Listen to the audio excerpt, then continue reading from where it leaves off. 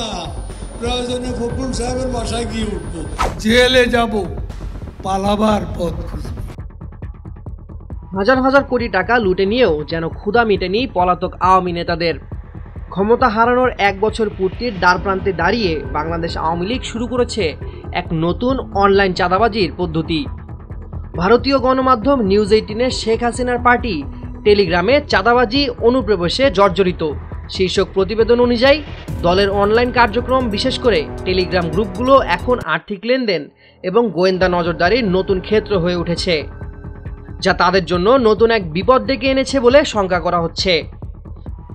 গত 1 বছরে টেলিগ্রাম শেখ হাসিনার অনুগত নেতাকর্মী ও সমর্থকদের জন্য যোগাযোগের প্রধান মঞ্চে পরিণত হয়েছে। 20 থেকে 30 হাজার সদস্যের এসব গ্রুপে ম্যারাথন সেশন চলে, যেখানে কেন্দ্রীয় নেতা থেকে শুরু করে সাবেক সংসদ সদস্যরাও অংশ নেন। তবে নিউজ 18-এর উচ্চপদস্থ সূত্রের খবর, কোচ শেখ হাসিনা যখন টেলিগ্রাম মিটিংয়ে অংশ নেন, তখনও তার উপস্থিতিতে কথা বলার সুযোগ পেতে অর্থ লেনদেন হয়। সূত্রের দাবি, এই অর্থের খেলায় দলের সাধারণ সম্পাদক ওবায়দুল কাদেরের নাম উঠে এসেছে।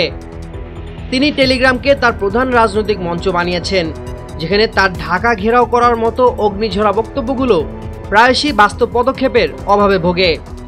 সূত্রের অভিযোগ, কাদের ব্যক্তিগতভাবে বিভিন্ন টেলিগ্রাম গ্রুপে তার প্রতিদিনের বক্তৃতার সময়সূচি নির্ধারণ করেন, যা কিছু মহলে রাজনৈতিক কৌশল না হয়ে বরং হতাশার লক্ষণ হিসেবে দেখা হচ্ছে।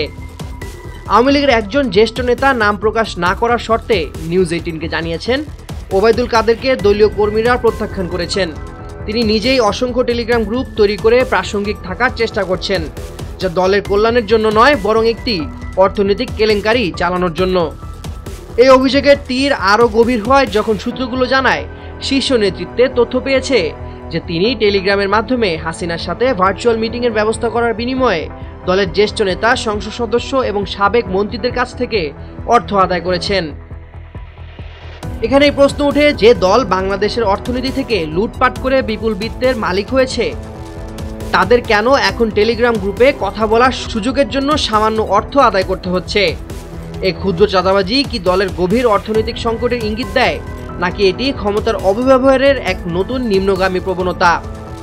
আর্থিক কেলেঙ্কারির পাশাপাশি আওয়ামী লীগের জন্য আরও বড় উদ্বেগের কারণ হল টেলিগ্রাম গ্রুপগুলোতে গোয়েন্দা সংস্থার অনুপ্রবেশ। নিউজ 18-এর সূত্র মতে, নোবেল বিজয়ী মোহাম্মদ ইউনূসের অনুগত গোয়েন্দা সংস্থার কর্মীরা এসব গ্রুপে ঢুকে কথোপকথন রেকর্ড করছে, যা পরে দলীয় কর্মীদের শনাক্ত ও গ্রেপ্তারে ব্যবহৃত হচ্ছে। সামিউল জয়, 21 টেলিভিশন।